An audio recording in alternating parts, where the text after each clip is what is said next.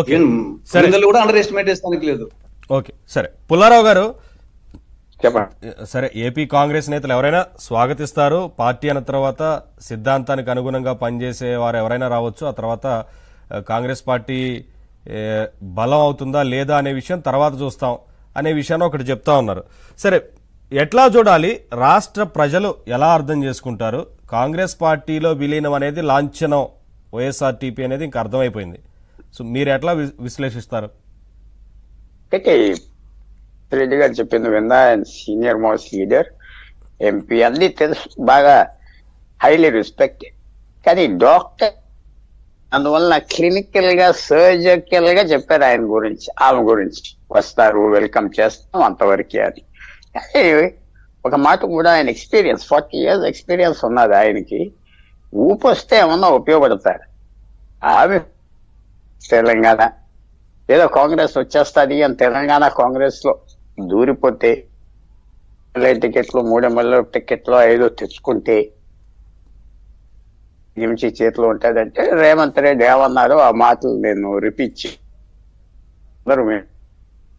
No no ఇంకా ఆయన రేవంత్ రెడ్డి ఇంత కోపంగా మాట్లాడుతూ ఉంటాడు. ఇది సార్ కూడా మాట్లాడేది. ఇంకా ఆమెను అక్కడ సీల్ చేశారు. ఫ్యూచర్ బంద్ అయిపోయింది, తెలంగాణ బంద్ అయిపోయింది కదా. ఎవరు తగ్గమని కూడా చెప్పలేదు. రేవంత్ రెడ్డి చాలా స్ట్రూడ్ మ్యాన్. ఎందుకంటే ఇష్టం లేని యుద్ధం చేసేవాడు యుద్ధంలో వెళ్ళిపోయి దెబ్బలాడి గెలిస్తే గెలుస్తారు, లేకపోతే ఓడిపోతే ఇంకా అయిపోతుందని వదిలేశాడు. ఇంకా పాపం ఏ ఆల్టర్నేట్ లేకుండా నేను సపోర్ట్ చేస్తాను కాంగ్రెస్ ని, కేసీఆర్ని ఓడిస్తాను ఏదో చెప్పారు, బాగానే ఉంది. ఇప్పుడు సడన్ గా ఆంధ్ర అనగానే ఆమె కూడా అంత ఇన్నసెంట్ లేడీ కాదు కదా. 10 సంవత్సరాలు 20 సంవత్సరాలు పాలిటిక్స్ లో ఉన్నది. చాలా గుడ్ పాలిటిషియన్. ఆ ఊరికైనా వచ్చి ఆంధ్రప్రదేశ్ కాంగ్రెస్ ప్రెసిడెంట్ కుర్చీ తీసుకుని తిరిగితే ఏమొస్తుంది ఆమెకు తెలుసు, ఏమీ రాదు. అందువలన ఢిల్లీలో ఉండి ఏమన్నా ఆపర్చునిటీస్ ఉన్నాయా? ఇందాక మీ కృష్ణ గారు చెప్పారు ఏదో రాజ్యసభ బెంగళూరులో ఇస్తారు అంటే, మరి ఐ డోంట్ థింక్ సో. అంత ఆ స్థితిలో లేదు కాంగ్రెస్ పార్టీ ఇచ్చేటానికి. చాలా మంది క్యూలో ఉన్నారు. సో ఆమెకి ఒక ఆప్షన్ లేదు. ఇంట్రెస్టింగ్ ఏంటంటే ఆమె వచ్చి క్యాన్వాస్ చేస్తే ఇంట్రెస్టింగ్ అవుతుందా? అదే ఏదో ఓట్లు పడిపోతాయి చూడగానే, ఆ ఓట్లు బస్తాల్లో రెడీగా ఉన్నాయి, ఆయన పాపం రాజశేఖర రెడ్డి గారు అమ్మాయి వచ్చేసింది అడుగుతాయి అని నేను అనుకోవట్లేదు. ప్రజల జ్ఞాపకం శక్తి చాలా తక్కువ, అసలు పరిస్థితి లేదు. ఆమె ఏంటంటే ఆమె బ్రదర్ని అటాక్ చేస్తుందా చేయదా, ఆమె బ్రదర్ని తప్పుకొని తిరుగుతుందా, అది కూడా మనం చూడాలి. ఆమె పోటీ చేసేస్తుంది కడప, ఇది అనుకోవట్లేదు. ఆమె క్యాన్వాస్ చేస్తుందా లేదా, జనరల్ గా క్యాన్వాస్ చేస్తుందా, అది చూడాలి. ఎంతో దూరం మీరు వెళ్ళక్కర్లేదు. రాహుల్ గాంధీ మీద మేనకా గాంధీ ఆమె కొడుకు క్యాన్వాస్ చేయమన్నారు, అలాగే సోనియా గాంధీ మీద వాళ్ళు కూడా ఎలిమెంట్ చేయరు. సో ఈమె పని కట్టుకొని వచ్చేసి చేస్తానికి తోయటానికి చాలా మంది ఉంటారు. ఎందుకంటే ఆ రిజల్ట్ ఏమవుతుందో మన అందరికీ తెలుసు. ఆమె వెళ్ళిపోయి క్యాన్వాస్ చేసేసి కడపలో వెళ్ళిపోయి చెప్తే అని అనుకోవట్లేదు లేదు. కొంచెం లైట్గా ఆమెకి ఫేస్ సేవింగ్ ఎక్సర్సైజ్. ఆమె మళ్ళీ పాలిటిక్స్ లోకి వచ్చింది, కాంగ్రెస్ పార్టీలోకి.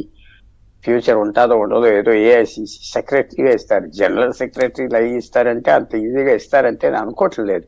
ఏదో సెక్రటరీ ఇస్తారు, మహిళా విభాగం అంటారు, ఏవో పదవులు ఉంటాయి, చిన్న రూమ్ ఇస్తారు.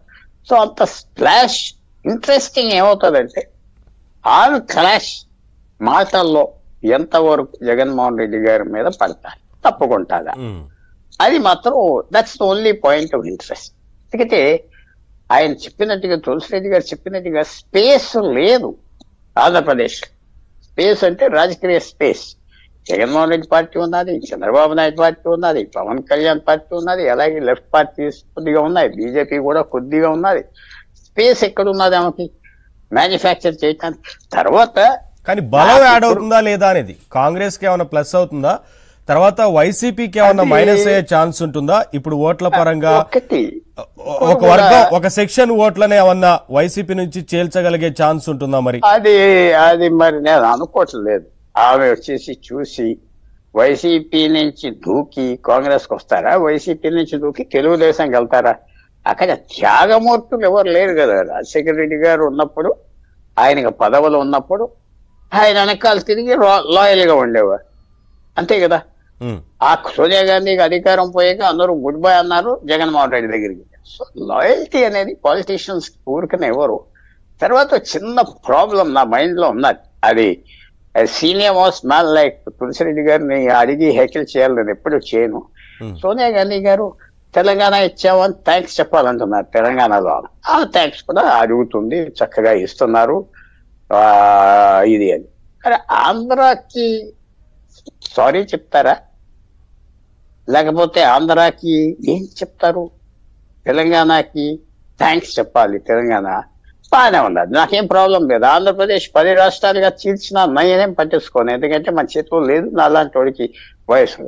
కానీ అది కూడా చిన్న పాయింట్ ఉన్నది కదా, ఆ పాయింట్ కూడా ఆ హర్డిల్ క్రాస్ అవ్వాలి. దానికి షర్మిల ఏం ఉపయోగపడుతుంది? ఫర్ ఎగ్జాంపుల్ వెస్ట్ గోదావరి వచ్చి ఆమె తిరిగేస్తే ఏమొస్తుంది అని అడుగుతున్నా. ఒక టైంలో ఆయన బ్రదరు ఆపోజిషన్ పార్టీ అన్ని తిరిగినా ఫెయిల్ అయిపోయాయి.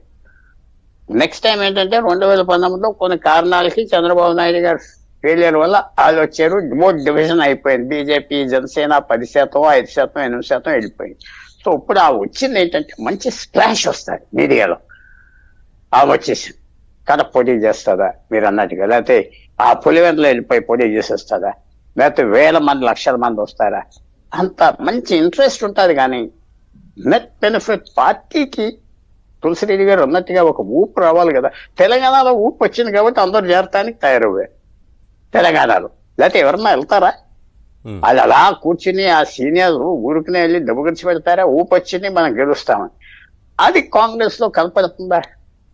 ఆంధ్రాలో నాకు అంటే తులసిరెడ్డి గారు మిగతా లీడర్స్ ని దే హ్యావ్ దేర్ అసెస్మెంట్, అది కాదంటలేదు, మేము వచ్చేస్తాం అధికారంలో. కొంచెం టఫ్ గా ఉన్నది కదా ప్రస్తుతం పరిస్థితి.